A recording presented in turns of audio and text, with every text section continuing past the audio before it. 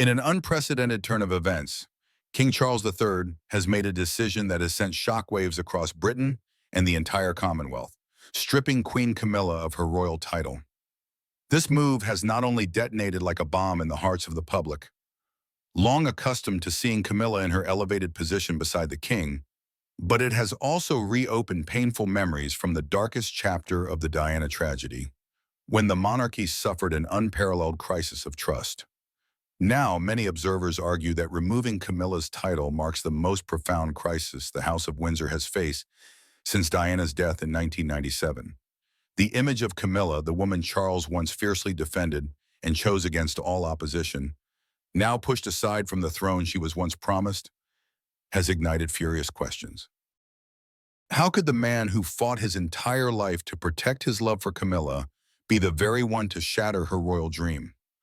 Was this the inevitable outcome of mounting public pressure, widening fractures within the royal family, or perhaps a misstep by Camilla herself that forced Charles into such a brutal decision?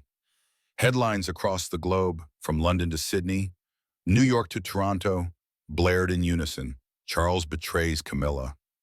The crown shaken. The king chooses duty over love. These stark words reflected not only a collective shock, but also the dawning realization that this decision has opened a new, volatile, and controversial chapter in the Windsor saga. The British people are deeply divided. Some view this as a necessary step to safeguard the integrity of the crown and restore public trust in the monarchy. Others, however, see it as a betrayal of love, a denial of all the sacrifices Camilla made over decades to integrate into the royal fold and earn recognition. The burning question now echoes across the United Kingdom and beyond. What truly drove Charles to deliver such a ruthless blow?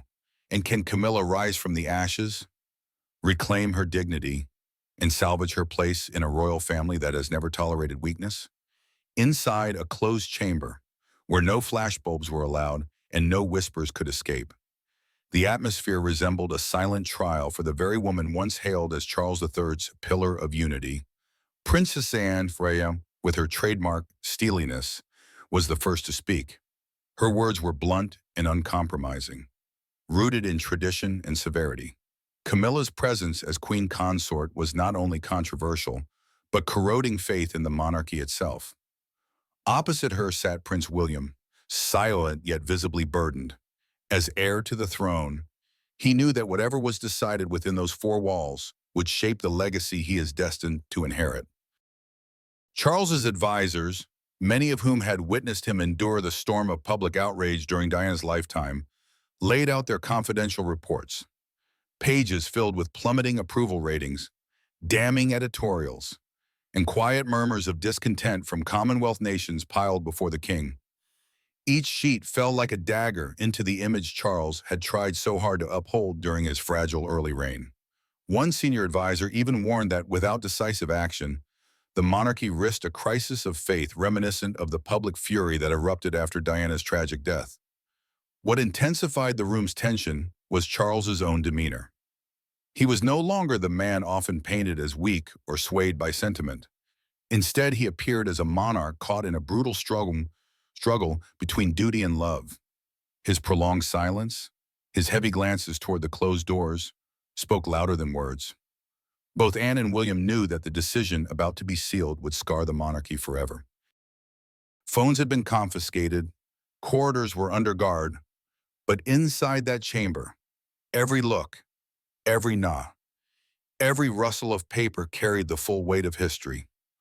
When Charles finally spoke, his voice was not loud, but it carried with unmistakable weight. This dynasty cannot continue in the shadow of mistrust. Though he never uttered Camilla's name, everyone in the room understood. His decision had been made. Princess Anne gave a solemn nod, and William closed his eyes for a few moments, as though bracing himself for the painful truth that this was the only path left to secure the throne's future. Within less than 12 hours, Buckingham Palace released an official statement. Camilla Parker Bowles was no longer queen consort. What truly happened within that room? We can only piece together fragments of information and imagine the dramatic scene. Perhaps it was the accumulation of years of public criticism. Perhaps some new scandal or evidence had forced the monarchy's hand. Or perhaps it was Anne and William themselves, pressing Charles to choose once and for all between love and the crown. Whatever the cause, the decision landed like a global earthquake, one that will haunt the House of Windsor for years to come. Yet the storm over Camilla's title had barely begun to settle when another, even more perilous wave broke, this time threatening the very core of the monarchy's unshakable principle: political neutrality. In corridors usually reserved for elected parliamentarians, Camilla's shadow began to appear.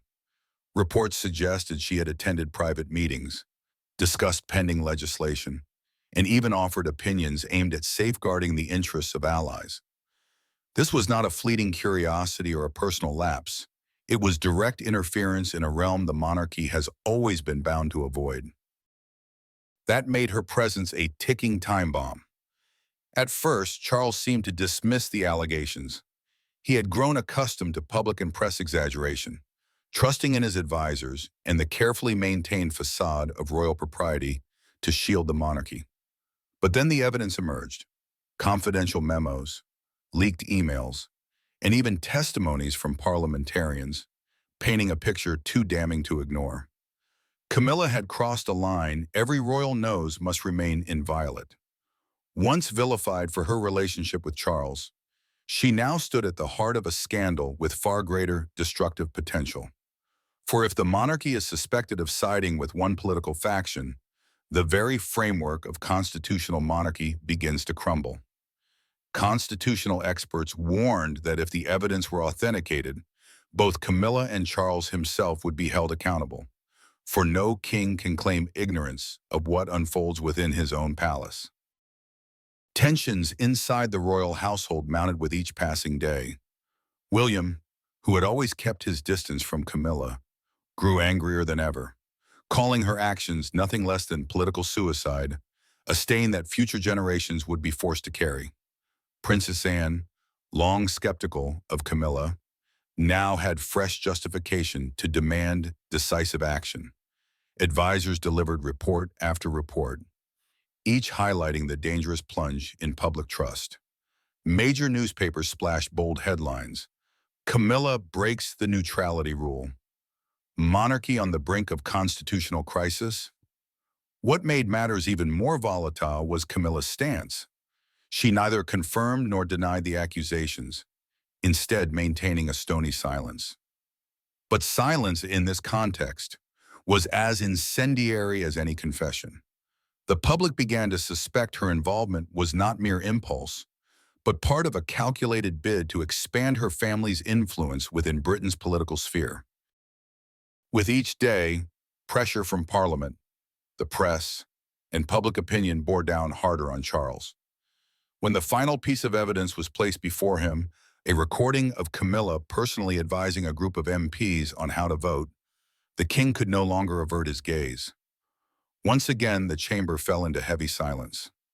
Charles, who had spent a lifetime torn between duty and devotion, now faced the most bitter question of all. Was there any path left to preserve the crown without sacrificing the woman who had stood beside him for decades? Amid a storm of collapsing public trust in the monarchy, yet another secret was dragged into the light, one that hurled the crisis into uncharted depths. Leaked documents from within the palace, corroborated by testimonies of former aides, painted a chilling picture of Camilla's role. Not content with meddling in politics, she was alleged to have used her position to secure advantages for her two children, Tom Parker Bowles and Laura Lopes. From steering lucrative contracts their way to exerting influence over charitable boards, Camilla appeared to have transformed royal power into a personal instrument. Most shocking of all were accusations that she had exploited Charles's own signature. Documents of grave importance, supposedly bearing only the king's direct approval, showed troubling anomalies. Legal experts and former staff involved in the drafting process revealed that certain signatures were recycled or lifted from earlier decrees. In short, Camilla was suspected of leveraging her privileged access to push through decisions Charles never knew existed, decisions that lined the pockets of Tom and Laura.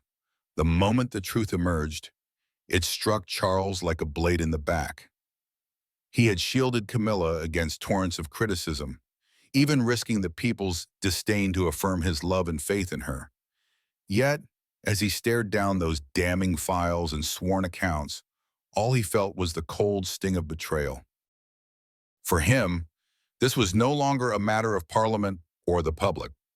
It was treachery at the heart of his marriage, an intimate fracture in the very trust upon which he had staked his soul. That feeling was more than disappointment. It was suppressed rage, the humiliation of realizing he had been reduced to a pawn in someone else's game. In the dim corridors of Buckingham Palace, whispers spread of the king sitting for hours in silence, eyes locked on the pile of documents, shaking his head as though refusing to accept what lay before him. His closest advisors would later describe it as one of the rare moments when they saw Charles truly broken in spirit. Meanwhile, the public's fury grew ever more inflamed as the press dug deeper. Headlines screamed across the nation, "Camilla protects children's fortunes with king's signature. Family interests above the crown." Britain boiled with indignation at the idea that the monarchy had not only abandoned neutrality, but had been hijacked for private gain. And so the question reverberated across the land. Could Charles keep Camilla at his side after such a staggering betrayal? Or would his next act be not merely for the crown's survival, but for the preservation of his own dignity as a king cornered by fate? The unthinkable moment finally came. In a sealed chamber of the palace, the atmosphere grew so thick it seemed to suffocate. Charles rose, his hands trembling, his voice rasped by the crushing weight of it all. Yet each word emerged clear and final. From this day forward, Camilla shall no longer hold the title of Queen Consort. The short, merciless declaration fell like a guillotine's blade, severing in an instant all that Camilla had fought for over decades. His voice quivered not only with emotion, but with the agony of a man torn between private love and historical duty. As the words echoed, the room froze in solemn silence. All eyes turned to Princess Anne, who had long kept her distance from Camilla. Today, she did not hesitate. Leaning towards her brother, her voice rang firm, resolute.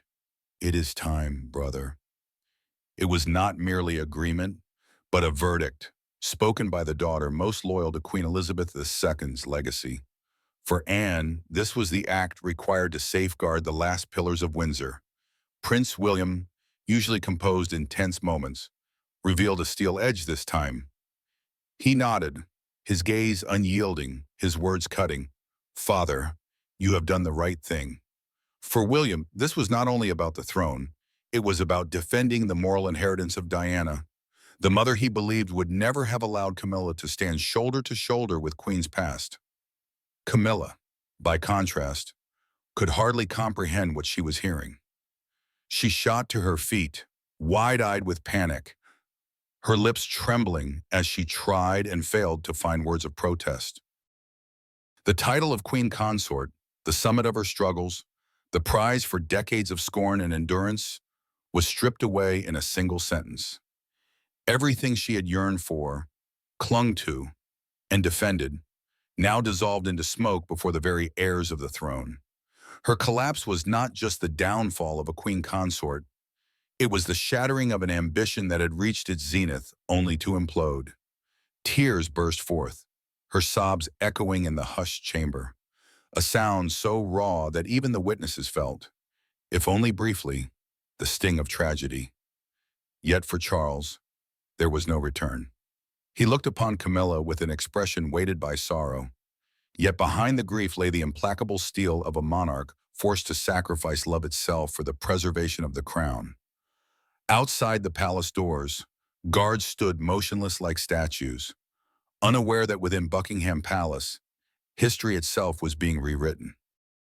The declaration, though not yet made public, was certain to send shockwaves through the United Kingdom and the entire Commonwealth. The question now echoed not only in Camilla's mind, but in the hearts of millions. Once stripped of her title, could she possibly rise again from the ashes of her downfall? Or was this the definitive end for the woman who once sat upon Britain's second most powerful throne? When word of Camilla's removal reached beyond Buckingham's walls, the public erupted with a storm of outrage and exhilaration. Across newspapers, television broadcasts, and social media, her name was no longer spoken with the reverence of a queen consort, but as a symbol of controversy. Comparisons came swiftly, pitting her against two of the monarchy's most powerful female figures, Diana, Princess of Wales, and Catherine, Princess of Wales. It was a comparison that, for Camilla, proved devastating. Diana, though gone nearly 3 decades, remains vivid in the public imagination, the people's princess, the embodiment of compassion, sacrifice, and flawless beauty. She never needed a title to be adored, for the public crowned her with love. Catherine, meanwhile, has stepped gracefully into Diana's shadow, embodying a modern elegance, warmth, and poise that make her every public appearance a wave of reassurance and admiration. With each smile, each charitable act, she secures her place as the future queen in the hearts of the people. Placed beside these women, Camilla appeared to many as nothing more than the usurper, the interloper who wedged herself into Charles and Diana's love, only to climb, against all odds, to the pinnacle of royal power. Now, with her crown stripped away, many declared it long-delayed justice. Online forums roared with comments, "Diana smiles from heaven. Camilla was never worthy. And above all, it's time for Catherine to lead the monarchy." Catherine's growing star only deepened Camilla's eclipse.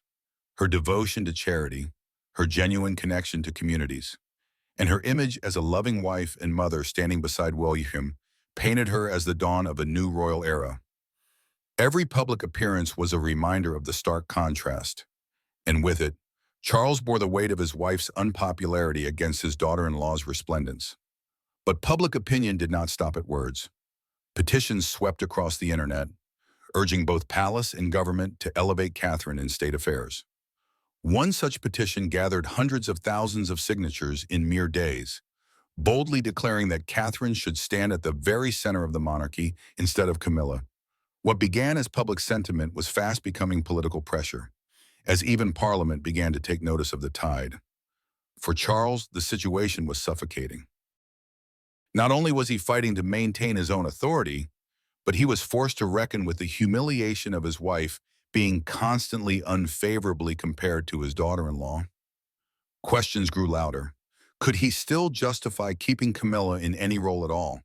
Or would he be compelled to step aside and allow Catherine to become the unchallenged embodiment of 21st century royalty? As the nation celebrated Catherine's rise as the true queen-in-waiting, title or not, Camilla sank into the role of a shadow, remembered not only as a personal failure but as the face of a dark chapter in Windsor history.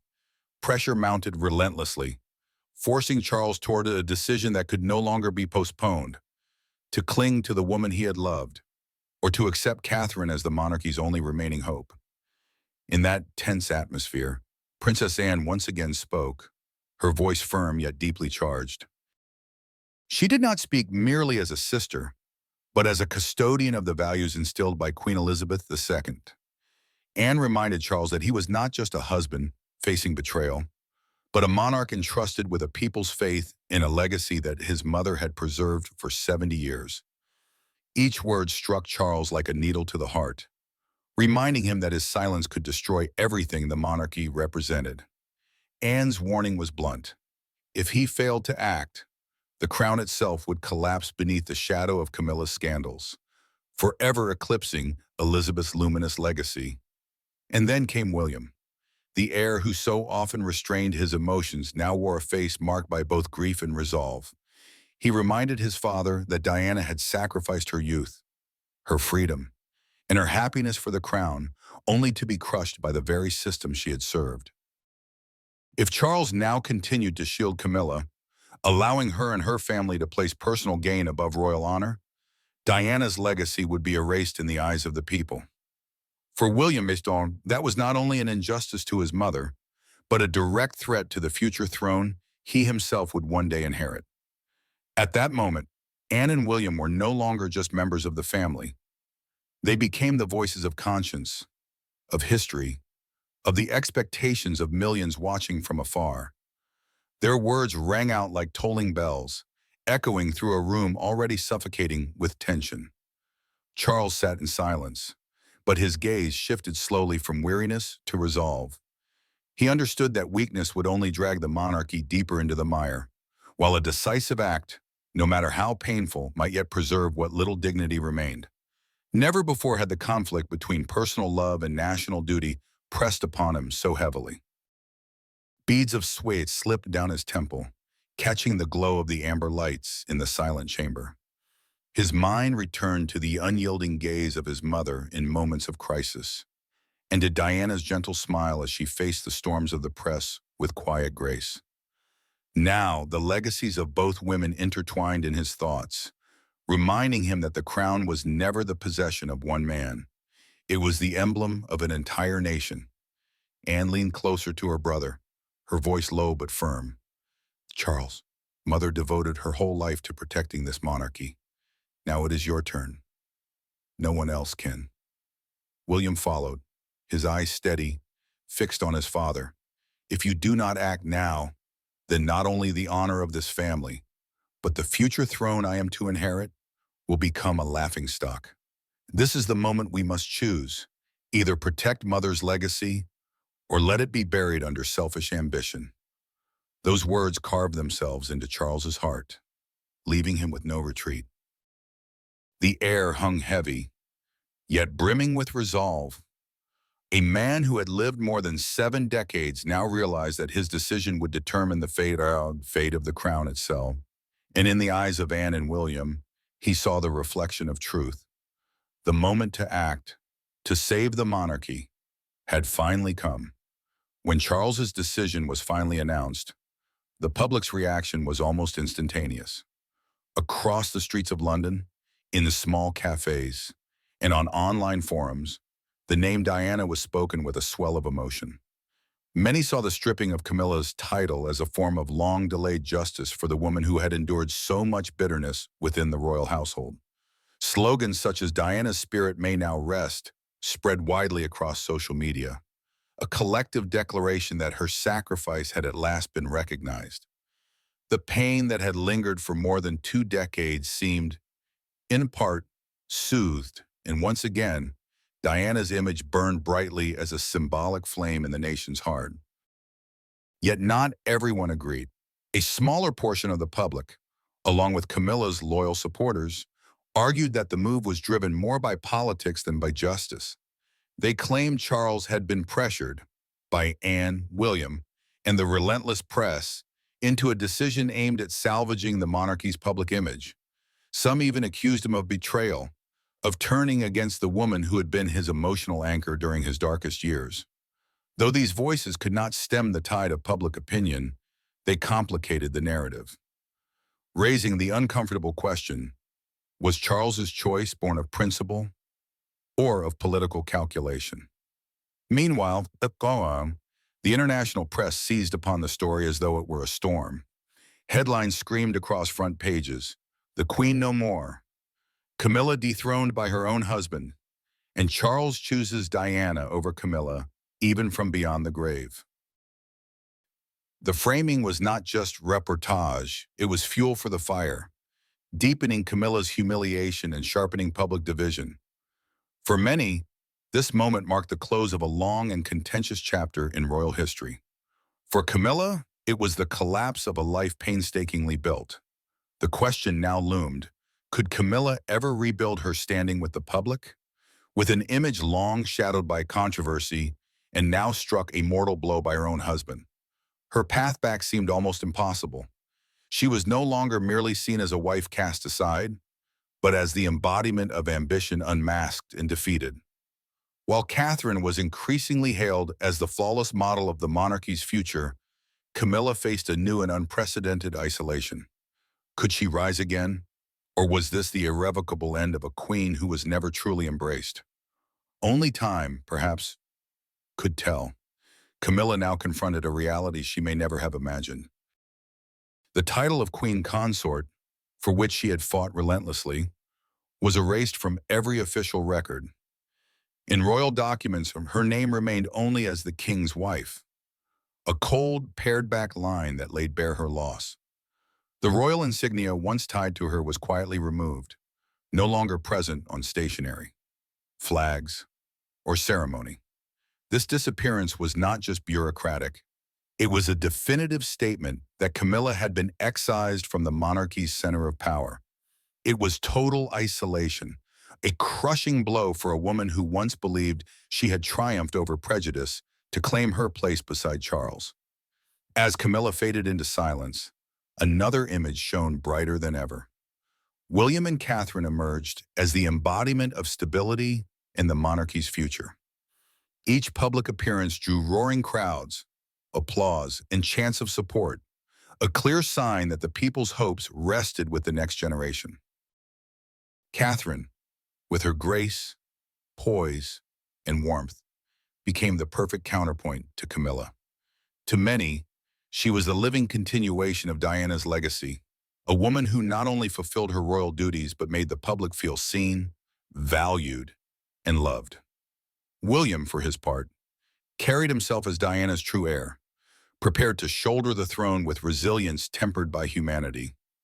Perhaps the cruelest moment for Camilla came on her final appearance at the Buckingham Palace balcony. Once, standing beside Charles at state occasions had been proof she had overcome every barrier. But this time, her confidence was gone. Her smile was forced. Her hands trembled. Her eyes betrayed unease. As fireworks burst above and the crowd thundered William and Catherine's names, Camilla stood in shadow, a fading silhouette, silently bidding farewell to the role she had once hoped to secure. That image spread swiftly across front pages, crystallizing her downfall into a symbol of an ending that could not be undone. What comes next? Will Camilla accept her fate, retreating from the spotlight, or will she muster a fight to reclaim what has been lost? Her past shows resilience and ambition that are not easily extinguished, but this time, the path ahead is lined with peril.